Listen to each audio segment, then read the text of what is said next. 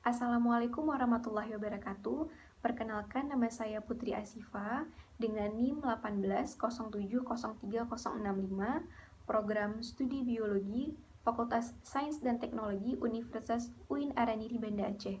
Pada kesempatan kali ini, saya akan mereview webinar dengan judul Dinamika Arlindo dan Upwelling di Perairan Indonesia. Nah, yang pertama ini saya akan mereview pemateri pertama, Bapak Anindya Wirasatria dengan judul Variability Upwelling di Perairan Indonesia. Nah, kita harus tahu dulu, apa sih itu upwelling? Upwelling itu adalah kenaikan massa air dari kolom air yang lebih dalam menuju ke permukaan. Upwelling itu terjadi karena 3 faktor. Yang pertama, kandungan klorofil, suhu, dan angin. Nah, jika upwelling ini dipengaruhi oleh faktor kandungan klorofil, jika pada suatu daerah atau perairan itu kandungan klorofilnya lebih tinggi daripada suhunya minimum, maka akan terjadinya upwelling. Hal ini terjadi karena adanya transfer Ekman yang bergerak menjauhi pulau. Seperti contohnya pada upwelling di Laut Banda yang transfer Ekman-nya itu akan bergerak menjauhi Pulau Papua dan Maluku.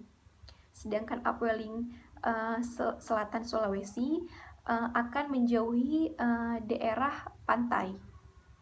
Kemudian upwelling karena pengaruh angin dikenal dengan teori Ekman atau pembangkitan upwelling berkaitan dengan transfer Ekman. Misalnya itu di belahan bumi utara, yang kita tahu jika angin bertiup di suatu perairan, maka air yang di bawah itu akan bergerak, tetapi tidak akan mengikuti arah angin. Hal ini karena adanya pembelokan di daerah ekuator.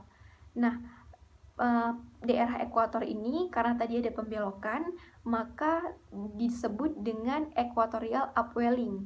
Hal ini membuat massa air yang dibelokkan menjadi menjauhi daerah ekuator.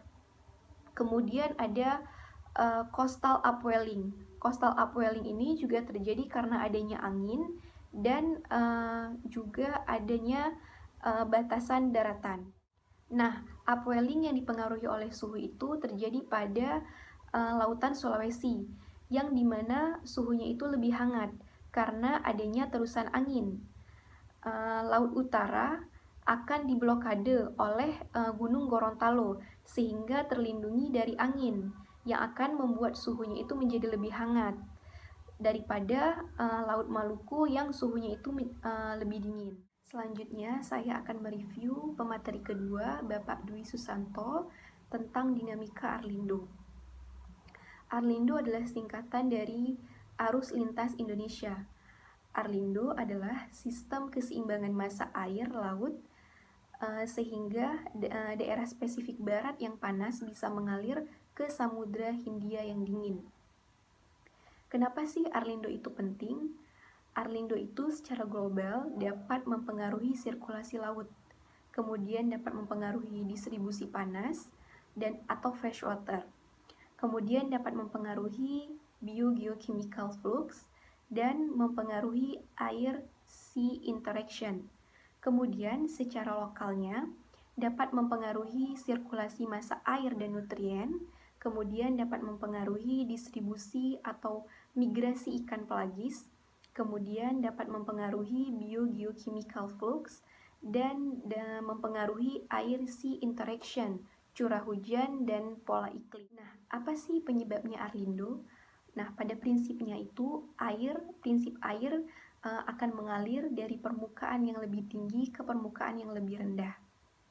Kemudian proses besarnya itu bergantung dengan perbedaan sea level atau pressure di Western Pacific dan Eastern Indian Ocean. Kemudian karena ada dorongan easterly trade wind di Equatorial Pacific mendorong massa air ke WP-WP. sehingga secara umum Arlindo mengalir dari Pasifik ke Indian Ocean. Namun karena dinamika di Indian Ocean, maka massa air bisa masuk ke internal Indonesia dari Indian Ocean. Nah, intinya Arlindo itu dapat memegang peranan penting dalam sirkulasi laut dan iklim dunia. Arlindo juga mempengaruhi dinamika laut dan iklim, distribusi air, nutrien, biodiversity laut, sebaran ikan pelagis, dan lingkungan. Nah, jalur masuk utamanya itu melalui Selat Makassar, Liva Matola atau Halmahera, dan Selat Karimata. Sedangkan jalur keluarnya itu ke Indian Ocean-nya itu melalui Selat Ombay, Timor Passage, Selat Lombok, Selat Alas, Selat Sapi, dan Selat Sunda. Nah, selama 3 dekade, penelitian Arlindo itu lebih ke arah pengaruhnya terhadap sirkulasi laut dan iklim dunia, tetapi juga ditekankan terhadap pengaruh distribusi nutrien, biogeochemistry, biodiversitas, upwelling, lingkungan, dan juga perikanan. Sekian review saya, lebih dan kurang saya mohon maaf. Wassalamualaikum warahmatullahi wabarakatuh.